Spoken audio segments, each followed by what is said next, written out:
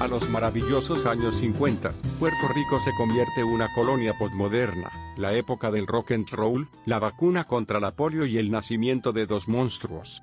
Buena época, ¿no? Pero junto a esta ola de eventos históricos, se concibió en el cine un ser amorfo que pasó a ser parte de la cultura popular, conocida como The Blob.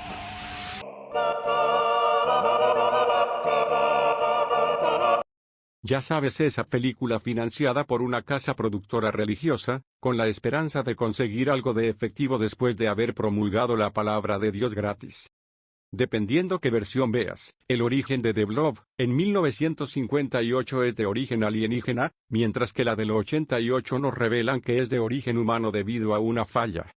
Más allá de su origen, la mancha voraz posee un comportamiento simple, en el cual es corroer todo lo que se le atraviesa. Aunque es capaz de derretir diferentes materiales como metalúrgicos, se le puede considerar un ser orgánico, ya que se le ve una mejor preferencia al cazar otros seres vivos.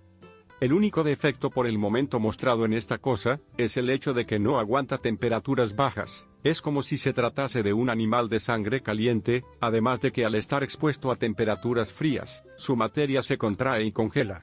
Algo parecido a The Thing. Pero esta criatura, más allá de ser producto de la imaginación de Jack Harris e Irving Migate, se basa en un hecho histórico ocurrido un 27 de septiembre de 1950 en el estado de Filadelfia. Un artículo con el titular, "El platillo volante simplemente se disuelve", que contaba la historia de Joe Keenan y John Collins, dos policías veteranos de Filadelfia que espiaban a un objeto extraño que se precipitaba a través del cielo nocturno. Según los oficiales, estaban haciendo sus rondas nocturnas en su patrulla. Cuando los dos policías doblaron la esquina, notaron una gran masa brillante que se dirigía hacia un campo abierto aproximadamente a media cuadra de distancia. Una vez que su patrulla se detuvo con un chirrido, los oficiales rápidamente recuperaron sus linternas y se apresuraron hacia el tembloroso montículo abovedado de lo que describieron como gelatina púrpura. Los policías perplejos observaron el extraño montón de palpitaciones que, según dijeron, brillaban bajo sus linternas. Los oficiales estimaron que la masa circular tenía aproximadamente 6 pies de diámetro, y casi 1 pie de grosor en el centro. Cuando apagaron sus linternas, los hombres descubrieron que la cosa emitía un tenue resplandor violáceo, quizás bioluminiscente, que iluminaba el campo oscurecido. Lo más perturbador de este extraño objeto, según los oficiales, era el hecho de que esta sustancia gelatinosa iridiscente parecía vibrar por sí sola. Incluso hay un informe que afirmó que la entidad estaba resumando por un poste telefónico cercano. Independientemente de los límites de su movilidad, el hecho de que esta cosa se moviera parecía indicar a los oficiales en cuestión que esta entidad con forma de burbuja era casi con certeza un organismo vivo.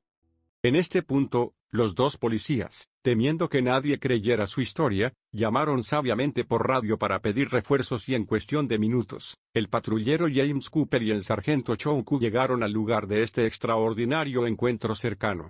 Después de una investigación superficial, Cook especuló que el objeto parecía ser lo suficientemente sólido como para levantarse, por lo que suplicó a sus cohortes que lo ayudaran a intentarlo. Los 4 oficiales se espaciaron uniformemente alrededor del globo. Collins fue el primero en reunir el valor para tocar la sustancia y descubrió, para su sorpresa, que este objeto aparentemente sólido se rompió instantáneamente en sus manos. Pequeños pedazos del globo permanecieron adheridos a sus manos y dedos, pero en segundos se evaporaron dejando nada más que un residuo de escoria inodoro en su piel. Los oficiales, aparentemente incapaces o no dispuestos a recuperar una muestra, simplemente observaron con asombro cómo la sustancia viscosa púrpura se evaporaba ante sus ojos. Menos de media hora después de la llegada de los oficiales Cooper y Cook, el objeto había desaparecido por completo, sin dejar nada más que 4 patrulleros de Filadelfia desconcertados. Al día siguiente, cuando los agentes de policía se dirigieron a un grupo de periodistas con respecto a su extraño encuentro, los hombres dejaron muy claro que creían que el globo era una criatura viviente. Pero a riesgo de arruinar la fantasía, la teoría más plausible se trata de un organismo conocido como gelatina estelar. Aunque puede sonar desconcertante, existen registros de esta sustancia desde el año 700. De hecho, en el siglo XIV, existen notas que utilizaban esta sustancia para tratar abscesos. En un principio se pensaban que eran restos de estrellas, luego pasó a la teoría de que eran ranas descompuestas, en un momento se hablaba de que en realidad era vómito, luego de un organismo fúngico y la lista sigue.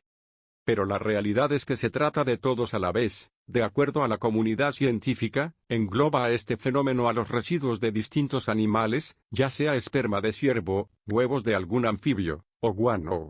Debido a que poseen las mismas características, los encasillan a estas acciones naturales.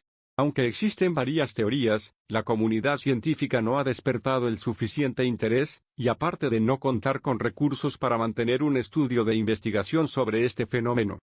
Así que, ¿con cuál teoría te quedas, vida de tercer tipo o simplemente desechos?